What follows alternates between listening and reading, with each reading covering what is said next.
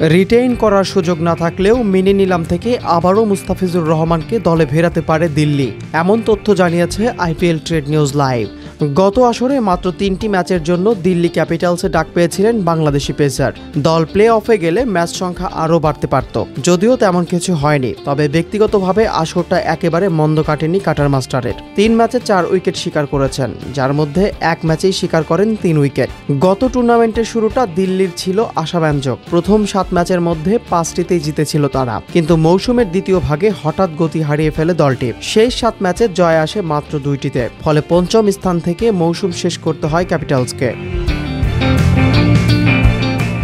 সেজন্য ১৫ নভেম্বরের মধ্যে আইপিএলের ১০ দলকে জানিয়ে দিতে হবে তারা কাদের ধরে রাখবে ও ছেড়ে দেবে। ডিসেম্বরে মিনি নিলামকে সামনে রেখে দল গোছাতে উঠে পড়ে নেমেছে দলগুলো। সূত্র জানায়, দিল্লি নির্ভরযোগ্য খেলোয়াড়দের ধরে রাখতে চায় আর পারফরম্যান্সে হতাশ করা কয়েকজনকে বিদায় দেবে। সম্ভাব্য ছাড়পত্র প্রাপ্ত ক্রিকেটারদের মধ্যে রয়েছেন করুণ নায়ার, দুষ্মন্ত চামিরা, ডোনোভান ফেরাইরা ও রোহিত শর্মা। আইপিএলের মেগা নিলামের আগে মাত্র ৪ জন ক্রিকেটার ধরে রাখার নিয়ম থাকলেও মিনি নিলামের আগে তেমন কিছু নেই। ফ্র্যাঞ্চাইজিগুলো নিজেদের ইচ্ছামতো প্লেয়ার রিটেইন করতে পারে এবং ছেড়ে দিতে পারবে। সাধারণত ফ্র্যাঞ্চাইজিগুলো ১৪ থেকে ১৮ জন পর্যন্ত খেলোয়াড় ধরে রাখে, যাতে নিলামে নতুনদের জায়গা থাকে ও বাজেটও বাঁচে।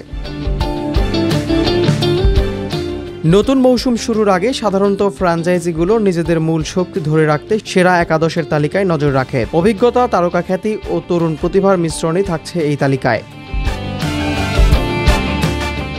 বদলি হিসাবে গেল আসরে খেলায় মুস্তাফিজকে রিটেইন করার সুযোগ নেই দিল্লির। তবে মিনি নিলাম থেকে চাইলে তাকে আবারও দলে ফেরাতে পারে তারা। অবশ্য কেএল রাহুলকে নিয়ে ট্রেডের গুঞ্জন থাকলেও সূত্র বলছে দিল্লি এখনও রাহুলকে ছাড়তে রাজি নয়, বিশেষ করে ২০২৫ মৌসুমে তার ধারাবাহিক পারফরম্যান্সের পর।